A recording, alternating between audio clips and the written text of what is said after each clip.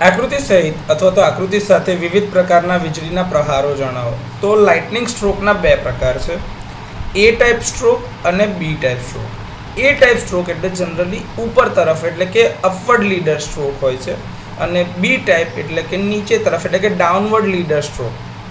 હવે એ જોવા જઈએ તો આકૃતિમાં દર્શાવ્યા પ્રમાણે જો તમે જોઈ શકતા હોય તો એ પ્રકારનો લાઇટનિંગ સ્ટ્રોક જે છે એ તમારા ઊંચા બિલ્ડિંગની ટોચના ભાગ ઉપર થઈ શકે છે, અને આ એવો વિસ્તાર કે જે જમીનથી ઘણી ઊંચાઈ પર હોય આવા સ્ટ્રક્ચરમાં જોવા જઈએ તો તમે સ્કાય સ્ક્રેપર એટલે કે લાંબા ઊંચા મોટા બિલ્ડિંગ હોઈ શકે છે, આપણા વિન્ડમિલ એટલે કે પવનચક્કી હોઈ શકે છે, આપણા લાઇટનિંગના હાઈ માસ્ટ હોઈ શકે છે, ખૂબ જ ઊંચા બિલ્ડિંગ હોઈ શકે છે. આ બધાની પછી તમારા ટેલિકમ્યુનિકેશન નેટવર્કના ટાવર હોઈ શકે છે, વીજળીના મોટા મોટા ટાવર હોઈ શકે છે, જે જમીનથી ખૂબ જ ઊંચાઈ પર હોય એવા વિસ્તારો ઉપર જ્યારે લાઇટનિંગ સ્ટ્રાઇક થાય છે ત્યારે એને એ પ્રકારનો લાઇટનિંગ સ્ટ્રોક કહેવાય છે.